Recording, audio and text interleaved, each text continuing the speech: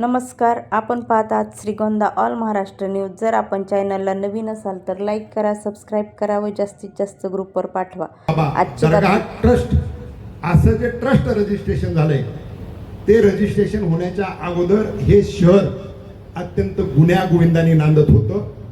सगळे विधी, धार्मिक विधी हे गुण्यागोविंदाने या ठिकाणी या शहरात पार पडत होते। परंतु दरगाह ट्रस्ट स्थापन झालं आणि त्यानंतर श्रीगोंद्यातली शांतता भंग पावलेली आहे। आणि म्हणून आजच्या मोर्चाच्या पुढच्या आपल्या ज्या मागण्या आहेत त्या प्रमुख 3 मागण्या आहेत। पहिली मागणी आहे, आपल्याला जे मान्यच नाही या श्रीगोंदा शहरातल्या 99% लोकांना, तालुक्यातल्या 100% लोकांना,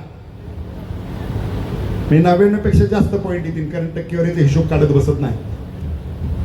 एखादी व्यक्ती सोडली तर हे संत शेख मोहम्मद महाराजाचं मंदिरच आहे ही सगळ्यांची भावना आहे।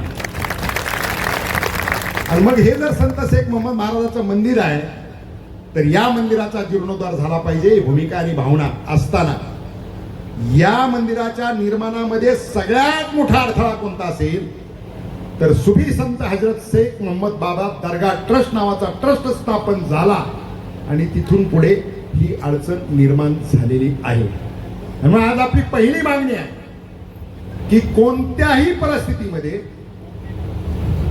सुफी संत हजरत शेख मोहम्मद बाबा दरगाह ट्रस्ट जे झालेलं आहे ते बरखास्त झालं पाहिजे। इथे दादा आहेत, आपले विद्यमान आमदार आहेत, या तालुक्यातले सगळे राजकीय पक्षाचे नेते आहेत। बंडातात्या थोड्या वेळात येत आहेत। आप्पा या ठिकाणी हरिभक्तीपरायण तुकाराम महाराजांचे वंशज हरिभक्तीपरायण माणिकराव आप्पा मोरे या ठिकाणी उपस्थित आहेत। सांप्रदायिक क्षेत्रातली सगळी महात्मे या ठिकाणी उपस्थित आहेत। यांच्या सगळ्यांच्या साक्षीनं हे आंदोलन करत असताना दरगाह ट्रस्ट रद्द करणं ही आपली पहिली मागणी। आणि दुसरी मागणी, सद्गुरू संत शेख मोहम्मद महाराजांच्या मंदिराचा जीर्णोद्धार झाला पाहिजे। या 2 मागण्यांसाठी आपण या ठिकाणी आज आलेलो आहेत। मग आता ते मंदिराचा जीर्णोद्धार करत असताना बाबासाहेब त्या मंदिरामध्ये राहणारी मंडळी जी आहे त्यांच्यासाठी आपण केलेली व्यवस्था पुढे जाऊन आपण सगळं बोलणार आहोत। त्या सगळ्या गोष्टी जब्बार महाराज देखील या ठिकाणी उपस्थित आहेत आणि मग हे सगळ्या गोष्टी आपण पुढे जाऊन मांडणार आहोत। गावालाही बऱ्यापैकी माहिती आहे, मात्र भाषण करणाऱ्या प्रत्येकाला माझी एकच विनंती आहे की आपण जे काय करायचंय ते कायदेशीर मार्गाने करायचंय। जे काय करायचंय ते सरकारच्या मदतीने करायचं, सरकारला करायला लावायचंय। तुम्ही जर या ताकदीने आला, ही ताकद निश्चितपणानं या सरकारला या बाबतीत निर्णय घ्यायला लावणार आहे। आणखी एक आनंदाची बाब आहे,